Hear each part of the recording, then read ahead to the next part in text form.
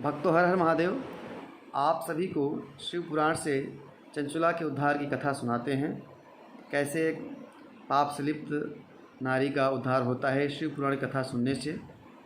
किसी वास्कल ग्राम में एक बिंदु नाम का ब्राह्मण रहता था, जिसे एक सुंदर नारी थी जिसका नाम चंचुला था। एक सुंदर नारी होने के बाद भी बिंदु काफ़ी पथभ्रष्ट तथा वेश्यागामी था।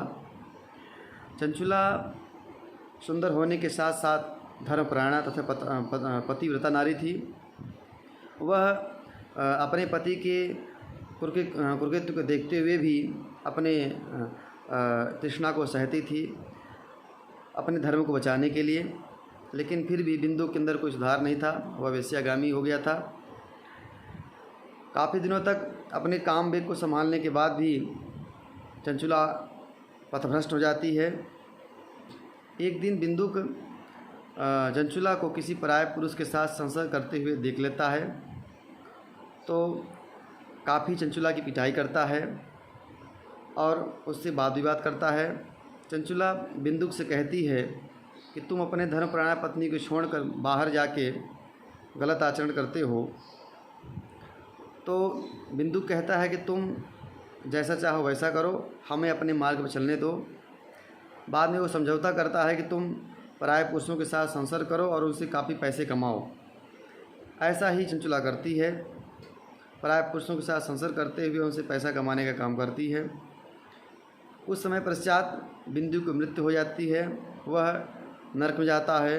नरक में काफ़ी कष्ट भोगने के बाद विंध्य पर्वत और पिशाच योनि में उसको जन्म मिलता है, जहाँ वह नाना प्रकार के क्लेश भोगता पड़ा रहता है।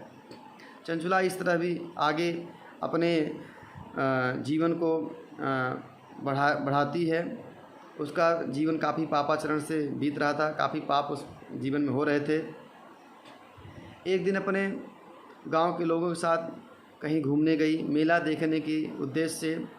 उसने देखा कि मंदिर में कोई ब्राह्मण कथा कह रहे हैं। कथा में यह दृष्टांत वर्णन कर रहे हैं कि कोई नारी यदि पापाचरण करती है तो उसे नरक में कौन कौन से कष्ट भोगने पड़ते हैं, इसका वो वर्णन कर रहे थे।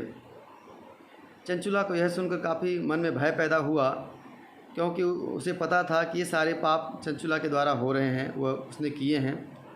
कथा विराम के बाद चंचुला एकांत में जाकर ब्राह्मण देव से अपने सारे हृदय की बात कहती है कि हमारे जीवन में ये सारे पाप घटित हुए हैं, इन सारे पापों से हमें कैसे मुक्ति मिले।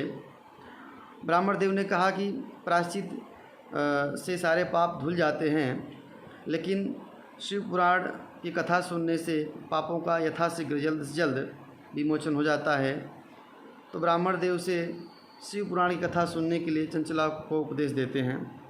चंचुला ब्राह्मण देव से निवेदन करती है कि आप ही मुझे शिव पुराण कथा सुनाएं। ब्राह्मण देव चंचुला को शिव पुराण कथा सुनाते हैं। जैसे जैसे शिव पुराण कथा चंचुला सुनती जाती है, उसका चित्त शुद्ध होता जाता है। शिव पुराण कथा सुनने के बाद चंचुला एक तीर्थ में जाकर अपना पूरा जीवन धर्मयुक्त आचरण से भगवान शिव की भक्ति करते हुए नित्य स्नान करना, भस्म धारण करना, रुद्राक्ष धारण करना, भगवान के शिव के मंत्रों का जाप करना, इस तरह अपना जो बचा हुआ जीवन है वह व्यतीत करती है। एक दिन वह बिना किसी तकलीफ़ के, बिना कष्ट के अपने शरीर को छोड़कर शरीर का त्याग कर देती है।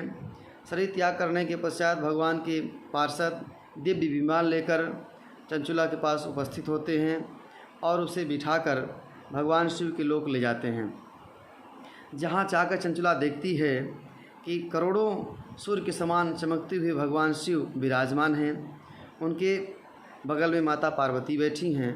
ब्रह्मा विष्णु समस्त देवगण समस्त ऋषि भगवान शिव की स्तुति कर रहे हैं। चंचुला भी वहां जाकर भगवान शिव के चरणों में बारंबार प्रणाम करती है। काफ़ी पुलकित होती है, काफ़ी आनंदित होती है। माता पार्वती चंचुला को देखकर प्रसन्न होती हैं तथा उसे अपना नित्य सखी बना लेती हैं और आगे वह कैलाश में आनंदपूर्वक रहने लगती है। इस प्रकार चंचुला का उद्धार होता है। आगे हम बताएंगे कि चंचुला के पति बिंदु का पिशाच योनि से उद्धार कैसा होता है। इस कथा को सुनने के लिए हमारे YouTube चैनल को सब्सक्राइब करें। अगर आपको कथा लगी हो तो इसको शेयर भी करें। हर हर महादेव।